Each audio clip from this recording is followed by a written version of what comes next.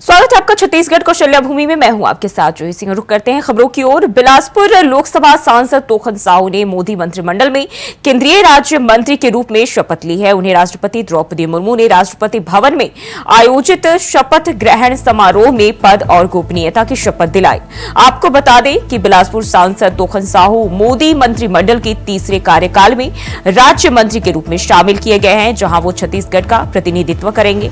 बता दें कि तोखन साहू ने हाल ही में खत्म हुए लोकसभा चुनाव में बिलासपुर क्षेत्र से कांग्रेस प्रत्याशी देवेंद्र यादव को 1,64,558 वोटों के बड़े अंतर से हराया है।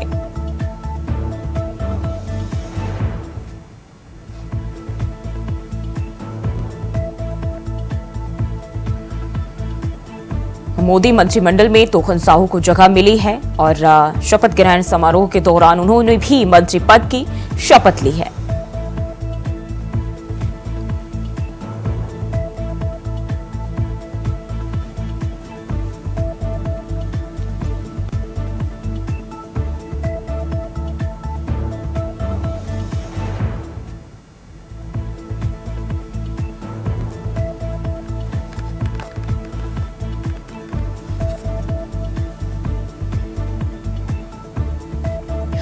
और इसी खबर पर ज्यादा जानकारी के साथ रायपुर से हमारे संवाददाता मनोज शुक्ला हमारे साथ जुड़ गए। मनोज, मोदी मंत्रिमंडल में तीसरे कार्यकाल में तोखन साहू को जगह मिली है और केंद्रीय राज्य मंत्री के रूप में उन्होंने शपथ ली है।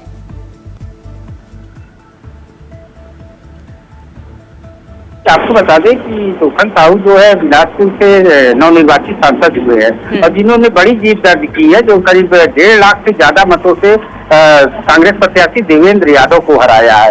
तो और सबसे महत्वपूर्ण बात इसमें देखने को ये मिलता है कि इनको पहली बार जो है नवनिर्वाचित सांसद हुए हैं और उनको पहली बार ही मोदी मंत्रिमंडल में जगह मिली। ये छत्तीसगढ़ के लिए गौरव की बात है। और बात करें अगर हम जिस तरीके से उन्हें मुख्यमंत्री ने भी बधाई दी है और प्रदेश में जो पार्टी है बीजेपी पार्टी, उनके बीच में कैसी खुशी देखी जा रही है, कैसी लहर देखी जा रही है? जी जी बिल्कुल जूही, जब से तोखन साहू के लिए जो है वहाँ से दिल्ली से फोन आया था कि उनको मंत्रिमंडल में शामिल किया जाना, छत्तीसगढ़ से चाहे वो बीजेपी कार्यालय की बात करे या कार्यकर्ताओं में जोश की बात करे, तो यहाँ पर छत्तीसगढ़ में मिठाइयाँ बांटनी शुरू हो गई थी, पटाखे फोड़ने चालू हो गए थे और लगातार जो है कल से ही और आज भी उत्सव मनाया जा रहा है तोखन साहू को मंत्रिमंडल में शामिल किए जाने को लेकर। और ऐसे में बात करें तो बीजेपी नेताओं की, तो बीजेपी नेताओं के वरिष्ठ नेताओं के साथ साथ मुख्यमंत्री विष्णुदेव साय ने भी उनको बधाई दिया और अपने ट्विटर हैंडल पर ट्वीट करते हुए भी एक संदेश दिया कि छत्तीसगढ़ के लिए ये सुखद पल है और छत्तीसगढ़ को डेवलप करने में काफी जो है सहयोग मिलेगा तोखन साहू के केंद्रीय मंत्रिमंडल में शामिल होने को लेकर। जी मनोज, अगर बात करें हम तो मंत्रिमंडल में शामिल किए जाने को लेकर कई सांसदों के नाम सामने आए थे। बृजमोहन अग्रवाल की बात कर ले, संतोष पांडे की बात कर ले, इसके अलावा अजय बघेल की बात करें, लेकिन तोखन साहू की लॉटरी कैसे लगी?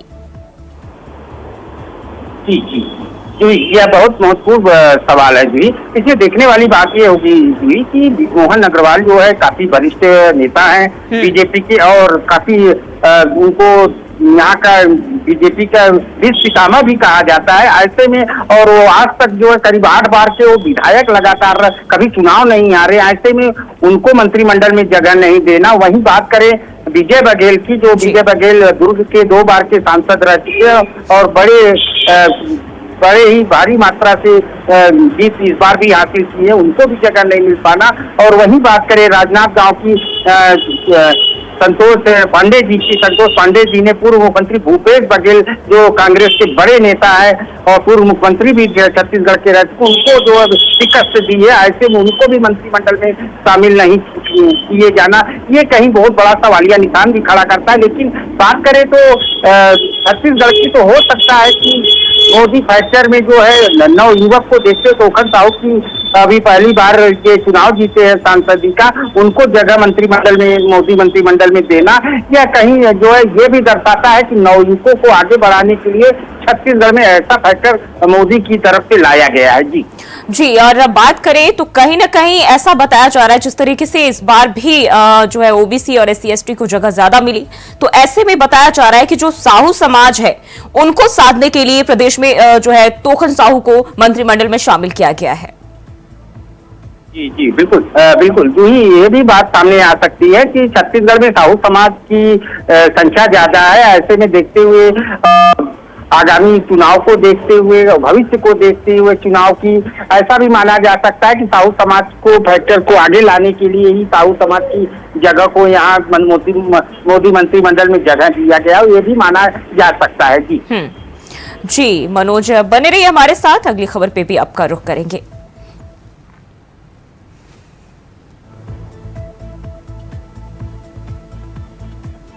तो तोखन साहू ने केंद्रीय राज्य मंत्री की शपथ ली है और बिलासपुर से तोखन साहू सांसद बने हैं। और वहीं नई दिल्ली के राष्ट्रपति भवन में आयोजित प्रधानमंत्री और केंद्रीय मंत्रिमंडल के शपथ ग्रहण समारोह में महामहिम द्रौपदी मुर्मू ने प्रधानमंत्री नरेंद्र मोदी सहित कई केंद्रीय मंत्री परिषद के सदस्यों को मंत्री पद की शपथ दिलाई। छत्तीसगढ़ के बिलासपुर लोकसभा से नवनिर्वाचित सांसद तोखन साहू ने भी केंद्रीय राज्य मंत्री के रूप में पद और गोपनीयता की शपथ ली है, जिस पर प्रदेश के मुख्यमंत्री विष्णुदेव साय ने खुशी जताई और सीएम साय ने एक्स पर पोस्ट कर सांसद तोखन साहू को मंत्रिमंडल में स्थान मिलने की बधाई दी। साथ ही लिखा कि छत्तीसगढ़ राज्य के लिए गौरवशाली क्षण है। तो सीएम साय ने एक्स पर पोस्ट किया और उसमें जो है राज्य के लिए गौरवशाली क्षण बताया है।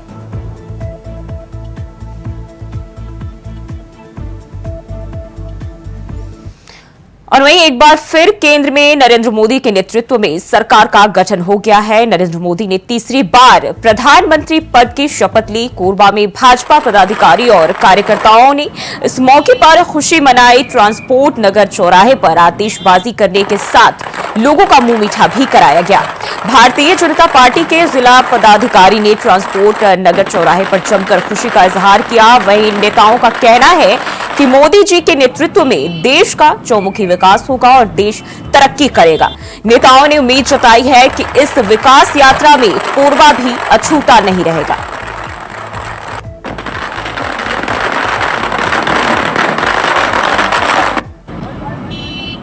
ये पूरे हमारे देश और देशवासियों के लिए हर्ष की बात है कि आज तीसरी बार हमारे देश के यशस्वी नेता, हमारे आदरणीय श्री नरेंद्र भाई मोदी जी प्रधानमंत्री के रूप में, इस देश के प्रधानमंत्री के रूप में शपथ ग्रहण कर रहे हैं। और देश का सौभाग्य है कि जिस व्यक्ति ने इस देश को पूरे विश्व में विश्व गुरु की कगार पर पहुंचाया है, उन्हीं के हाथों में पुनः देश को सौंपा जा रहा है। ये एनडीए की सरकार, इसके बारे में बहुत लोग उल्टा सीधा बोल रहे हैं, मैं आपको पूर्ण विश्वास दिलाता हूँ कि हमारे देश के यशस्वी प्रधानमंत्री परम आदरणीय श्री नरेंद्र भाई मोदी जी के नेतृत्व में देश में चारों तरफ सभी राज्यों में आपको विकास के कार्य दिखेंगे। विकास के कार्य दिखेंगे। जितनी चीजें लोग मांग कर रहे हैं, उससे ज्यादा इन्होंने 10 सालों में काम कर दिया। और आने वाले दिनों में देश का या भारत देश का जो मानचित्र पे नक्शे पे आप देखेंगे, सबसे ऊपर और सबसे ज्यादा विकासशील देशों में अगर कोई देश पाया जाएगा तो भारत देश। और बढ़ते आगे, सतनामी समाज के कई संगठनों और प्रतिनिधियों की मांग पर गिरौदपुरी धाम के पवित्र अमर गुफा के नजदीक जैत खाम में तोड़फोड़ हुई, जिस पर मुख्यमंत्री विष्णुदेव साय के निर्देशानुसार उप मुख्यमंत्री और गृह मंत्री विजय शर्मा ने इस पूरे मामले के लिए न्यायिक जांच कराने की घोषणा की है। उन्होंने 2 टूक कहा कि प्रदेश में कहीं भी सामाजिक सौहार्द बिगाड़ने वाली घटनाओं को बर्दाश्त नहीं किया जाएगा। दोषियों के खिलाफ कड़ी कार्रवाई की जाएगी। साथ ही सभी से सामाजिक सौहार्द बनाए रखने की अपील भी की।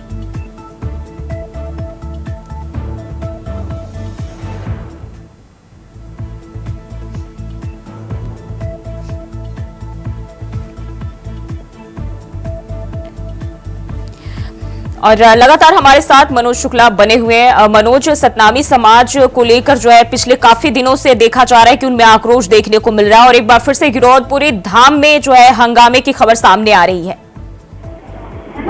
जी जी जी, आपको बता दें कि छत्तीसगढ़ में सतनामी समाज का एक बड़ा वर्चस्व है और ऐसे में गिरौदपुरी धाम है जहाँ पर अमर गुफा बनी हुई है। उस अमर गुफा में कुछ सामाजिक तत्वों द्वारा तोड़फोड़ किया गया था। ये काफी दिन पहले की घटना है, जिसको लेकर सतनामी समाज आक्रोशित और आंदोलनरत था।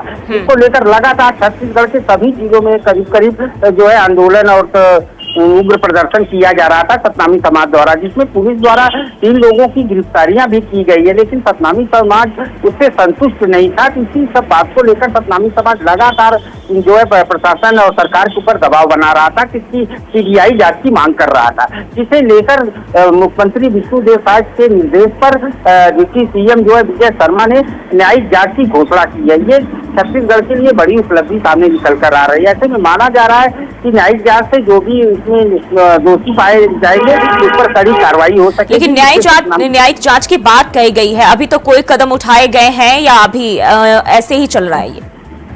जी, इस पर और आपको बता दें कि इस मामले में बड़ी कार्रवाई पहले से ही पुलिस लगातार इसमें करीब 10 टीमें पुलिस द्वारा बनाई गई थी। इससे जांच पड़ताल चल रही है और इसमें 3 आरोपियों को गिरफ्तार भी किया गया है। लेकिन कहीं न कहीं सतनामी समाज उन गिरफ्तारियों से संतुष्ट नहीं था। इसको लेकर सतनामी समाज बार बार सवाल उठा रहा था कि ये सिर्फ खाना पूर्ति करने के लिए ये गिरफ्तारियां हुई है और जो 3 लोगों की गिरफ्तारियां उनसे कोई जो तोड़फोड़ हुई है इस घटना से कोई संबंध ही नहीं, ऐसा सतनामी समाज की तरफ से कहा जा रहा था। लेकिन जिस तरीके से उनकी ओर से डिमांड की जा रही है कि ये सिर्फ खाना पूर्ति की जा रही है, यानी कि उस गिरफ्तारी से सतनामी समाज में कोई संतुष्टि नहीं है, लेकिन इसको लेकर प्रशासनिक तौर पर कार्रवाई क्यों नहीं की जा रही, क्यों नहीं कदम उठाए जा रहे? जी जी जी जी, लगातार प्रशासन की तरफ से इस पे पूरी कार्रवाई की जा रही थी। आपको बताया कि छत्तीसगढ़ में सतनामी समाज का एक बड़ा वर्चस्व है। सतनामी समाज की संख्या भी काफी बड़ी है और यहाँ पर छत्तीसगढ़ में गुरु भारतीदास का एक बहुत बड़ा महत्व है, जिसे लेकर प्रशासन सरकार भी नहीं चाहती थी कि किसी प्रकार का यहाँ पर छत्तीसगढ़ में शांति उद्देश या शांति का वातावरण खराब हो। तो ऐसे में सरकार की तरफ से ये जो पहल की गई है न्यायिक जांच की, ये अच्छी पहल मानी जा रही है। जी, और अभी तक जो है मुख्यमंत्री ने भी साफ तौर पर ये हिदायत दी है कि सौहार्द, जो सामाजिक सौहार्द है, बिगाड़ने वालों पर जो है सख्त लगाम लगाएंगे, किसी भी तरह की गलती को बर्दाश्त नहीं किया जाएगा। लेकिन इस तरह की जो घटनाएं हैं लगातार देखी जा रही है और कहीं ना कहीं ये जो लोग हैं हंगामे करते जा रहे हैं, उन्हें किसी तरह की जो है संतुष्टि नहीं मिल रही है। कहीं ना कहीं जो है इसमें कमी देखी जा रही है। पुलिस प्रशासन की भी बात कर ले तो जी जी बिल्कुल, जी आपको बता दें कि जिस तरह से प्रशासन लगातार इस घटना के बाद से नजर बनाई हुई और पुलिस प्रशासन द्वारा 10 टीमों की गठित करके इस पर जांच भी कर रही है। तो ऐसे में ये नहीं माना जा सकता कि पुलिस प्रशासन की तरफ से कोई लापरवाही देखने को मिली। लगातार पुलिस प्रशासन और सरकार भी इस पर नजर बनाई हुई है, ये बराबर जो है इस पर छानबीन कर रही है, जांच भी जारी है। ऐसे में और 3 अभियुक्त को गिरफ्तार भी की गई है पुलिस प्रशासन की तरफ से। तो ऐसे में किसी प्रकार की लापरवाही नहीं माना जा सकता। हाँ, हो सकता है कि जो है सतनामी समाज जो है सरकार के ऊपर विश्वास नहीं जता पा रहा हो सरकार के कार्रवाई को लेकर। तो ऐसे में जो है ये जो डिप्टी सीएम की तरफ से घोषणा की गई है कि इसकी जो है न्यायिक जांच होगी और जो भी दोषी होगा उस पर कड़ी से कड़ी कार्रवाई होगी और बख्शा नहीं जाएगा। जी, ये बहुत बड़ी बात सामने निकल कर आई है। जी, मनोज, बहुत बहुत शुक्रिया आपका जानकारी साझा करने के लिए। और नई दिल्ली के छत्तीसगढ़ सदन में आज मुख्यमंत्री विष्णुदेव साय ने नेशनल जूनियर और सब जूनियर प्रतियोगिताओं में भाग लेने आए छत्तीसगढ़ के 32 पावर लिफ्टर्स खिलाड़ियों से मुलाकात की। इस मौके पर छत्तीसगढ़ के उप मुख्यमंत्री विजय शर्मा और उप मुख्यमंत्री अरुण साव भी मौजूद रहे। मुख्यमंत्री ने खिलाड़ियों का उत्साहवर्धन करते हुए उनकी मेहनत और समर्पण की सराहना की। उप मुख्यमंत्री विजय शर्मा और अरुण साव ने भी खिलाड़ियों का हौसला बढ़ाया और उनके उज्जवल भविष्य की कामना की। खिलाड़ियों ने अपने अनुभव साझा किए और राज्य सरकार से मिल रहे समर्थन के लिए आभार भी जताया।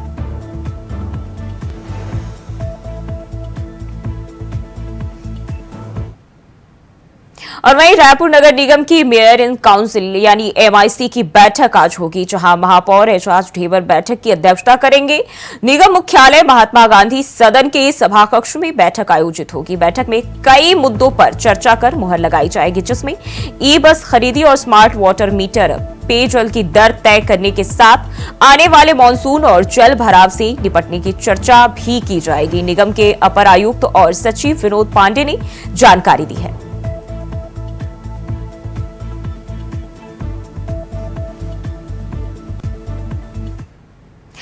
खबर कोरबा से है। ग्रामीण क्षेत्रों में रेत का अवैध कारोबार एक बार फिर शुरू हो गया है। सभी नियमों को ताक पर रखकर रेत का अवैध उत्खनन कर सरकारी राजस्व को नुकसान पहुंचाया जा रहा है। करतला ब्लॉक के ग्राम बरीटी में दिन दहाड़े अवैध काम को अंजाम दिया जा रहा है, लेकिन उसे रोकने वाला कोई नहीं है। रेत का अवैध उत्खनन धीरे धीरे मुक्ति धाम तक पहुंच गया, जिससे जमीन के भीतर दफन कब्र बाहर आने लगी है और इस अवैध काम को लेकर ग्रामीणों में काफी रोष देखने को मिल रहा है।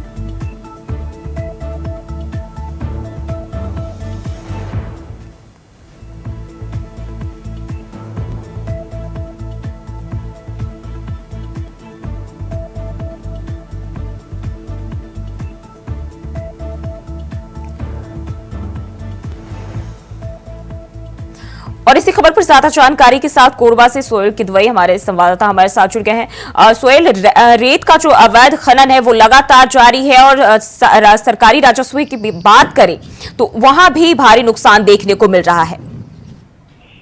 जूही, कोरबा में अवैध रेत उत्खनन का मामला काफी लंबे अरसे से चल रहा है। कुछ मामले सामने आते हैं, कुछ मामले छिप जाते हैं।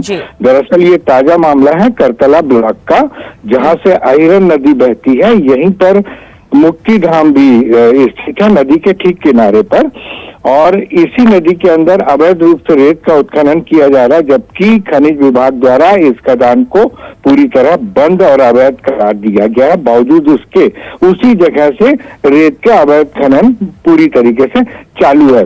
अभी हाल में ये मामला और जब सामने आया, जब नदी में के बगल में जो मुक्ति धाम था, रेत को खोदते खोदते वो लोग मुक्ति धाम के अंदर पहुंच गए। मुक्ति धाम वो होता है जहाँ पे जो लोग हैं अपने परिजनों को मरने के बाद अंतिम यात्रा पे ले जाते हैं। कुछ लोग या तो जला देते हैं या कुछ लोग दफना देते हैं वहीं पर। इनकी अलग अलग प्रक्रियाएं होती हैं हिंदू धर्म में। तो जब उन्होंने रेत खोदते खोदते यहाँ तक स्थिति आ गई कि वो मुक्ति धाम के अंदर भी उन्होंने खोदना शुरू कर दिया और वहां पे अंदर जो दफनाई गई लाशें हैं वो निकलना शुरू की गई। जब हो हल्ला हुआ तब प्रशासन उसमें आया। जूही, आलम ये है, ये तो खैर एक मामला था, इस पर मामला भी दर्ज हुआ है और जांच चल रही है, लेकिन रेत अवैध खनन की बात जो आप कर रही हैं वो वास्तव में दिन दहाड़े ऐसा लग रहा है कि यहाँ पे खनिज विभाग या जो प्रशासन नाम की कोई चीज है ही नहीं, और इस तरह से अवैध रेत उत्खनन चालू है। जूही, लेकिन इस तरह की जो खबरें हैं लगातार कहीं ना कहीं से सामने आती रहती है और लोगों को जो है, जो माफिया है, उनको इस बात का जरा सा भी डर नहीं है कि प्रशासनिक तौर पर भी कार्रवाई हो सकती है और सरकार के नियमों को ताक पर रखकर ये बेधड़ाक यानी कि धड़ल्ले से जो है इस तरह की वारदात को अंजाम देते हैं। लगाम क्यों नहीं लग पाता है? जूही, आपके इस बहुत बड़े प्रश्न में ही सवाल छिपा है। सबसे बड़ी बात है, दिन दहाड़े अगर कोई इस तरह से अवैध काम हो रहा है तो आखिर सवाल ये उठता है कि किसकी शय पर, और अगर किसकी शय पर बिना जिला प्रशासन, खनिज विभाग या फिर कोई जनप्रतिनिधि के बिना उसके इस तरह भारी मात्रा में अवैध उत्खनन संभव ही नहीं है। तो सवाल ये बहुत बड़ा पूछा आपने जूही कि इसमें कार्रवाई क्यों नहीं होती। अब ये कार्रवाई क्यों नहीं होती, ये कैसा सवाल है जिसका शायद जवाब प्रशासन ही दे सकता है, जो कभी नहीं मिल सकता। मिली भगत, सीधी सी बात है। जूही जी, सोहेल, बहुत बहुत शुक्रिया जानकारी साझा करने के लिए। और बढ़ते हैं आगे। खबर रायपुर से है, जहां सरगुजा जिले के विकासखंड अंबिकापुर के प्राथमिक स्वास्थ्य केंद्र नवानगर में प्रसूता द्वारा जमीन पर प्रसव किए जाने की घटना संज्ञान में आते ही स्वास्थ्य मंत्री श्याम बिहारी जायसवाल ने घटना की जांच के निर्देश दिए थे। मामले को लेकर स्वास्थ्य विभाग द्वारा जांच करवाई गई जिले के जिसके बाद जो है प्रसव को लेकर प्रोटोकॉल का पालन नहीं करने वाले खंड चिकित्सा अधिकारी को तत्काल प्रभाव से निलंबित किया गया।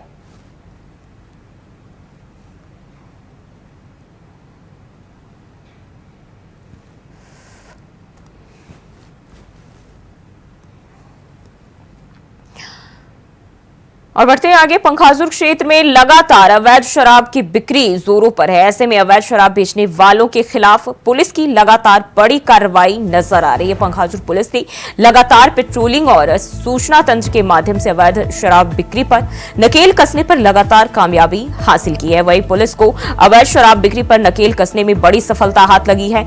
अवैध शराब बिक्री करते हुए एक दंपति को पुलिस ने गिरफ्तार भी किया है। दंपति के पास से 54 लीटर अवैध शराब जब्त किए गए हैं।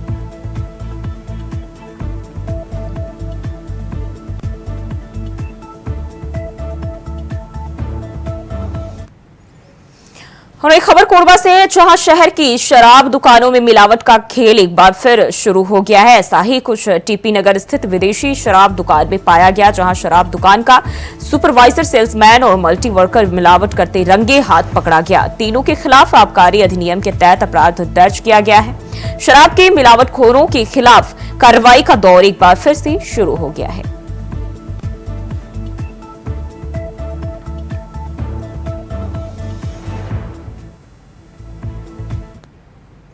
और खबरों में बढ़ते आगे। कोरबा के कुसमुंडा क्षेत्र में एक महिला का शव मिला। ग्राम कोटरी रिजदी स्थित सुंदरहा नाले के पास महिला का शव अर्धनग्न अवस्था में पाया गया। मृतका की पहचान नहीं हो सकी है। शव का मुआयना करने के बाद पाया गया कि उसकी साड़ी भी जली हुई है। ग्रामीणों की नजर जब महिला के शव पर पड़ी तब पुलिस को मामले से अवगत कराया गया। झाड़ियों के बीच महिला का शव मिलने से कई तरह के कयास लगाए जा रहे हैं। साथ ही कहा यह भी जा रहा है कि महिला के साथ कुछ गलत कर उसके शव को फेंका गया है। और बहरहाल सूचना के बाद पुलिस जो है मौके पर पहुंची और मामले की जांच में जुट गई है। जांच के बाद ही स्पष्ट हो पाएगा कि महिला की मौत आखिर कैसे हुई। फिलहाल मृतका की पहचान नहीं हो पाई है।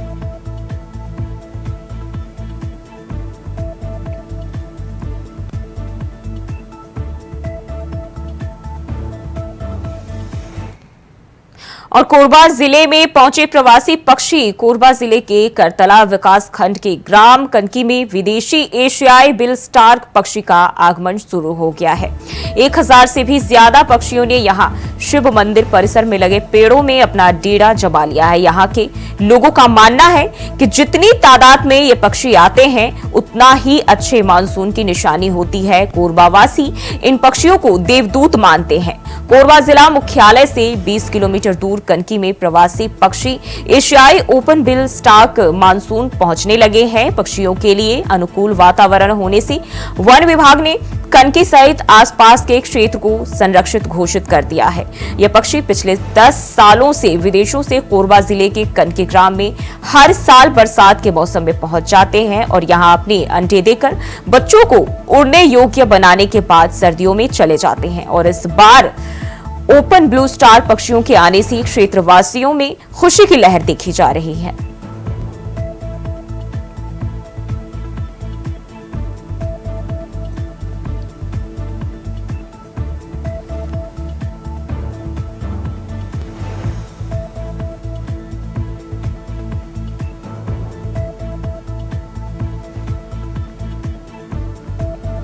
तो 1000 से ज्यादा पक्षियों ने डेरा डाला है और इसे लोग यहां के अच्छे मानसून की निशानी मानते हैं।